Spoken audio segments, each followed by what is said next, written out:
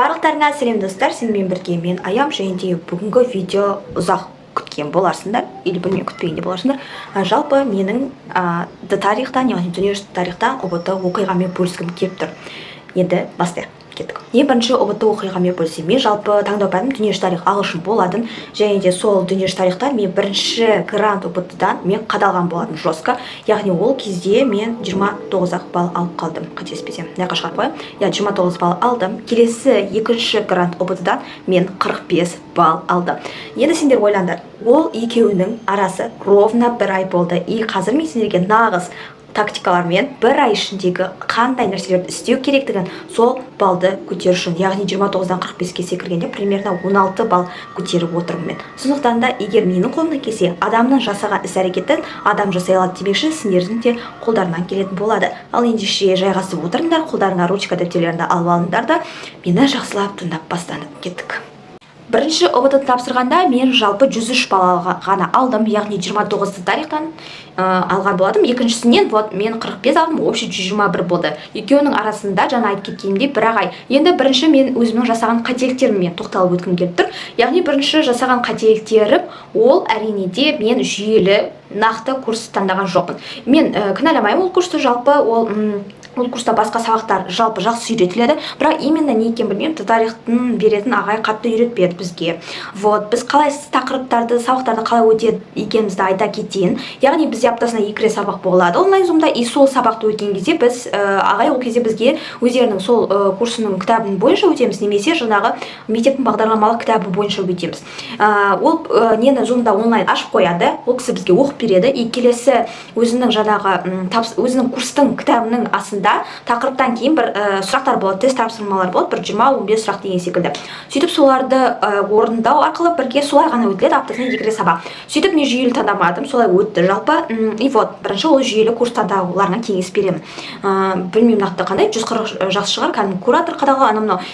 Егер сендер өздеріңе сенбесеңдер, яғни сондай жаңа куратордың мықты қадағалауындағы курсты алыңдар. Мен өзіме сенетіндіктен маған ондай куратордың қадағалауы керісінше мені раздражает, андай.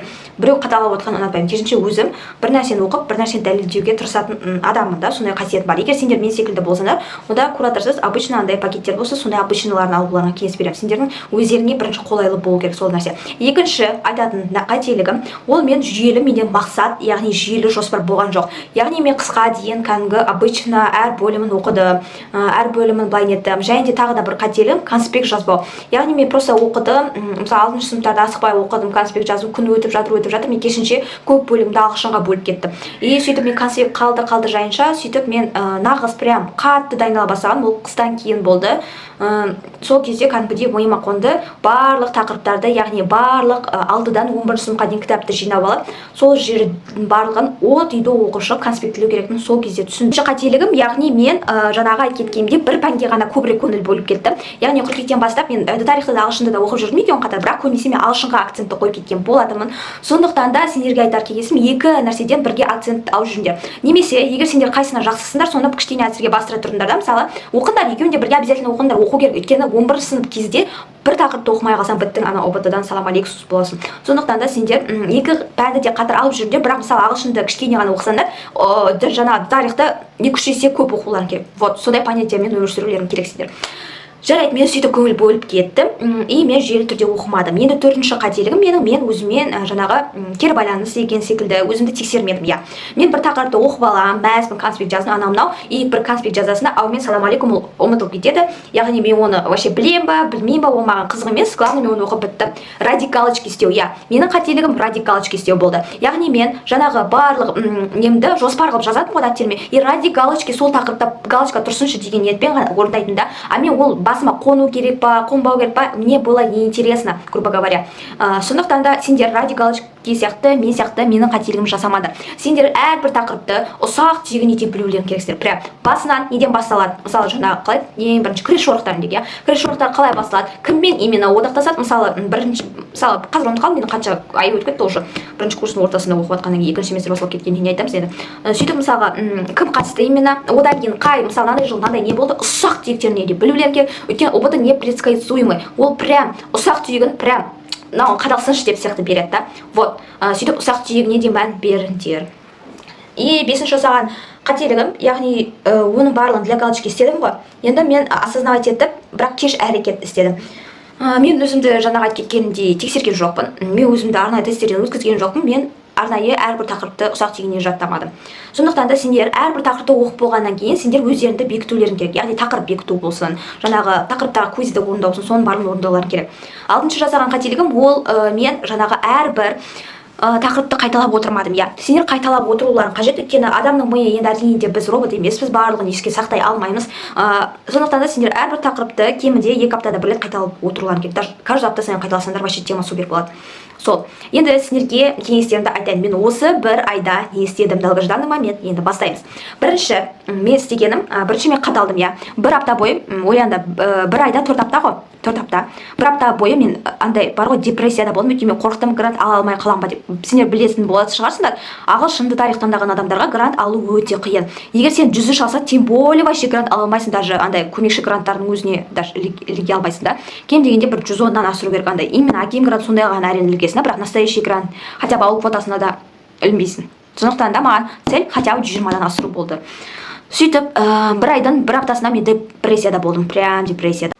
И осы кезде менде жалғыз нәрсе маған көмектесті, білесің ол не? Яғни ол нақты мақсат, нақты болашағыма деген көзқарасын көмектескен болатын.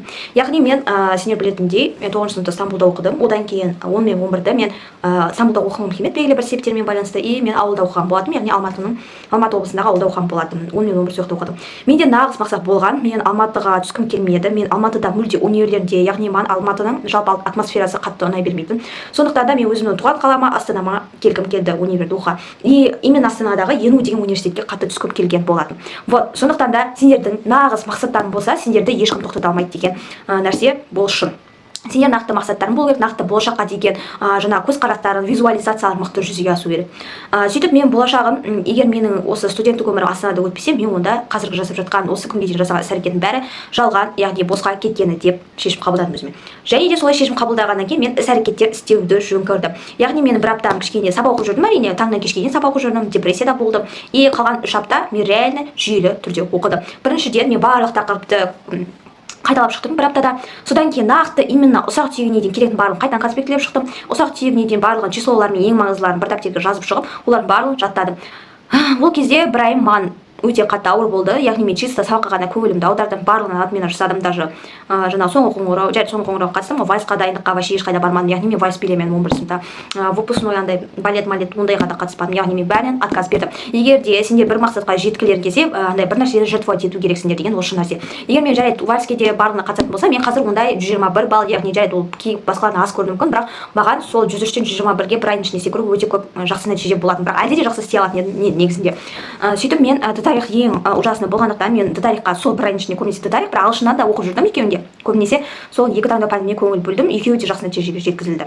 Және де мен тарихтан жүйелі түрде дайындала бастадым, айтып кеткенде жаттадым, сөйтіп мен қосымша білмейтін, яғни сыныптарым болды. Ол 10 мен 11 сыныпты қатты білмедім, яғни 9-10-11-ді қайттан барлығын оқыдым. Яғни әрбір тақырыпты кәдімгідей мен кітапханадан барын алып алдым ғой. Кітапханадан демей ақ қояйын, менің тарих апайым бар, яғни сынып жетекшім болған. Ол кісі өзінің кітаптарын маған берді.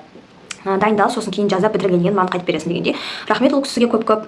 Және де сол кітаптарды мен алып тупа жаттайтынмын. Енді түсініп жаттайтынмын. Тупа емес. Қателесіп айтып жатырмын. Ойлағанмандар тупа жаттау керек деп. Жоқ, түсініп жүйелі түрде жаттау керек. Бір оқиғадан кейін не болды, одан кейін не болды, кім оқыды. Ана мынау 9 бірінші бөлімі, екінші бөлім 11 2 11 1 2.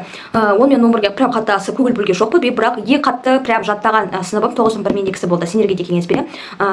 Осы 8 бен 9 сыныптарда өте көп жаттаңдар. Көбінесе сұрақтар ең қиын кезең сол кезең. Және де ОБТ-да прям қадайтын сұрақтар болатын кезең ол сол кезеңнен бастау алады. Сондықтан да соған өте көп маңызды көңіл бөлу керек. Солай мен жаттадым барлығын. И бір қызығы, наурыз ОБТ-да ғана тапсырдым ғой, мен қаңтар ОБТ-ын тапсырмадым. Сөйтіп наурыз ОБТ-ын тапсырған кезде и реально шынайы грант ОБТ болған кезде екеуі басқа екі түрлі әлем екенін түсіндім.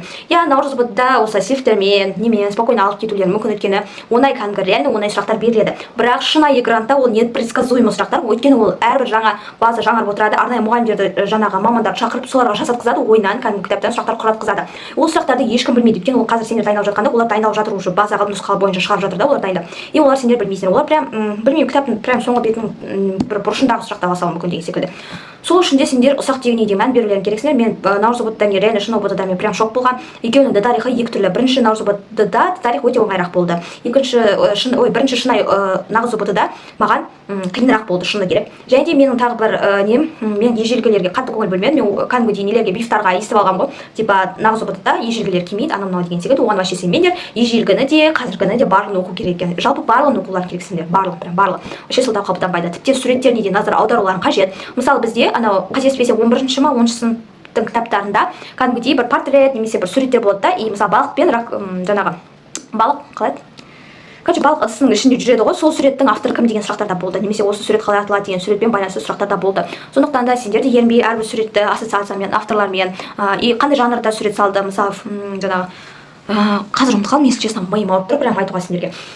Қандай мысалы бір суперреализм, анау мынау деген жанрлардың түрлері бар ғой, прям ұсақ түйегіне не дейсіңдер, мән берулерің керек, жаттауларың қажет, әрбір автордың барлығын жаттауларың қажет болады. Мен де бастысы өздеріңе деген сенімділікпен кірулерің керек. Мен шыны керек бірінші ОБТ-да, нағыз ОБТ-да мен кіріп алып, барлық жаңағы қандай сұрақтар екен деп тарихтың барлығын қарап шыққанда, и менде и так білмейтін болды, өйткені ежелгі болып қалды контекстте, и потом жаңағы реально қиын сұрақтар болып қалды, и менде андай шок болды, шок состояниеда отырдым да, и басқа алғашқы ағылшынды да, қазақстан тарихты да кішкене қателіктер көп жіберген болатынмын. Сондықтан да сендерге кеңес берерім, барлығын асықпай, начиле осылай тапсыруларына кеңес беремін. Мен сияқты алдын ала сұрақтар қандай болады екен деп қарап алып, прям паника ұстаудың қажеті жоқ. И вообще қарамай қойыңдар алдында қандай сұрақтар деп. Просто өздерің ретімен асықпай істеңдер. И уақытты көбінесе басынан бастап ретімен орындаңдар, солай жүйелі түрде күшті істейтін боласыңдар. Главное өздеріңе сеніңдер, сендердің қолдарына келеді. Барынша мен өз опытыммен бөлістім деп ойлаймын, сендерге жетті деген ойдамын. И тағы да сұрақтарым болып жатса комментарияға жазыңдар, мен міндетті түрде оның барлығын көріп жүремін, жауап беретін боламын. Ал енді менің осы пайдалы кеңестерім сендерге жарап қалар, пайдасы тиер деген ойдамын. Сендерге рахмет осы видеоны көріп жатқандарыңа, достарыңмен бөлісіп қойыңдар. Ал енді сендерге пока сәттілік тілеймін. Сендер болашақ 2025-тің түлегі, яғни грант иегері боласыңдар. Міндетті түрде армандаған университеттеріне жете алатындарына сенемін.